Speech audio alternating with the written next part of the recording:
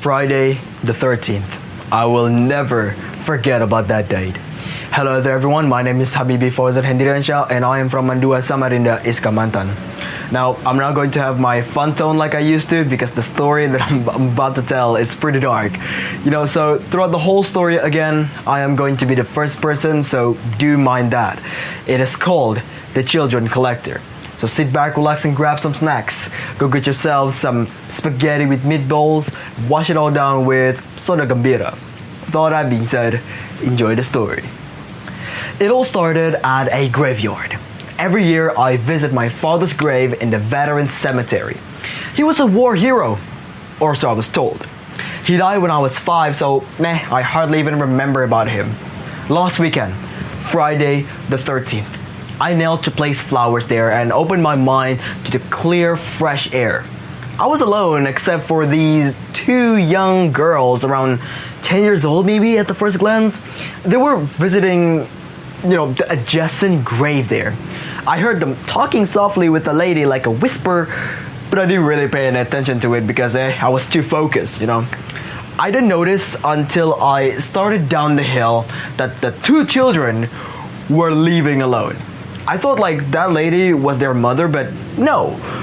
Who could they have been talking to, I thought. So I walked over to the grave that I had been sitting by and felt the gusty rustle over the words through the grass around me.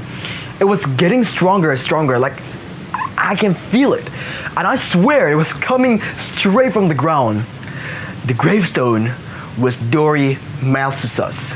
I couldn't tell what else the voice said. It was asking for like children thingy, I don't really know, because I ran away as if a devil was literally chasing behind me.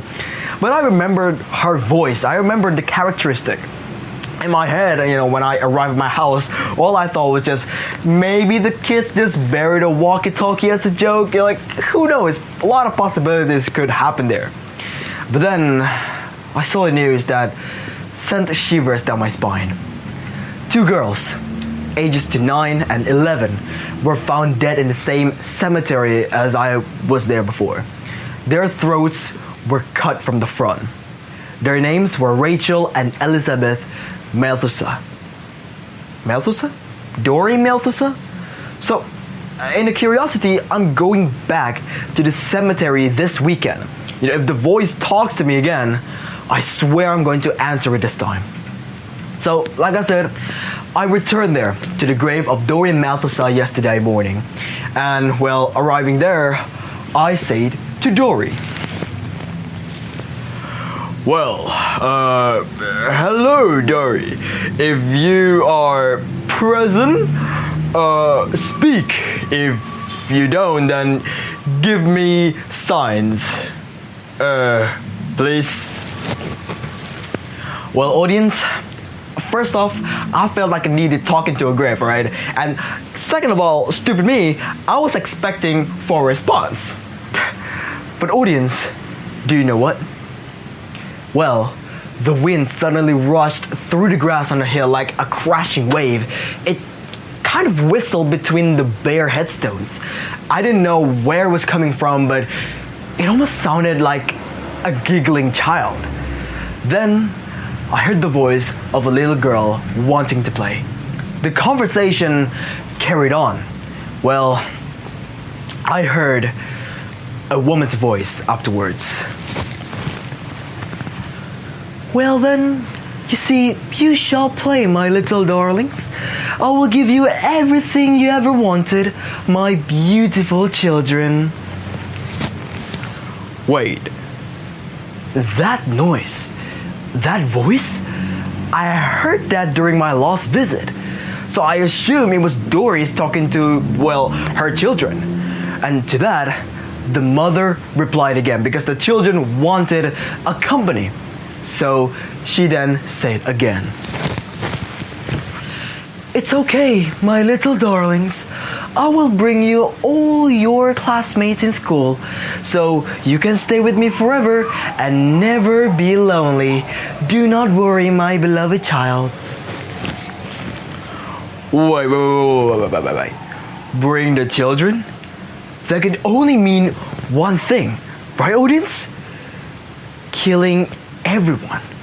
Well, of course, I don't want that to happen, right? After a little research, I was able to pull up the children's address they used to live and also the school they used to study. I mean, that's a start, I guess. And I just had to warn the children somehow, like, hey, there's a ghost, yada, yada, yada. Like, the only thing I could think of is to infiltrate the school and for something to happen. And luckily, audience, there I found Mrs. Nedgels, the home teacher of the school. The sweetest old person I've ever made. Imagine a sugar plum in a home-knitted sweater. Like, that's how kind she was. I was so happy that I was there that she brought me straight into the classroom to meet her students with no questions. Like, I had to buy as much time as I could, right? So I was sitting in the art room after a couple of time when Mrs. Nedgels finally asked me to leave because frankly I didn't really help her much.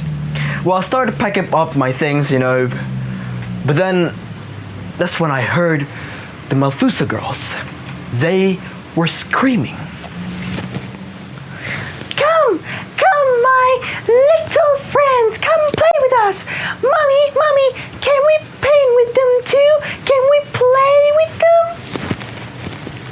The voice was coming through the air conditioning van. Like, it was so soft as death, which visits in a deep sleep. There's those kind of voice. Like, I tried my best to get the children out from their classroom when I heard those voice. We were all eventually sitting in the recess yard. And there, I said to them, hey, children, come here. Do you know this game? It's my favorite. How about we play it as well? Boy, I remember I was stuttering when I said that. So I managed to get them all sitting down in a circle around me.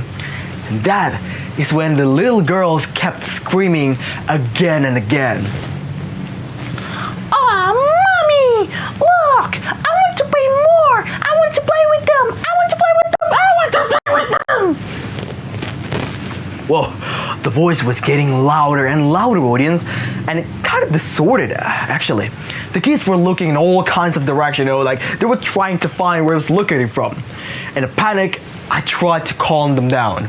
So I said, please, children, look, listen to me. We're all going to play a game, right? All you have to do is to lie very quietly. That's it. Just like you were made of stones.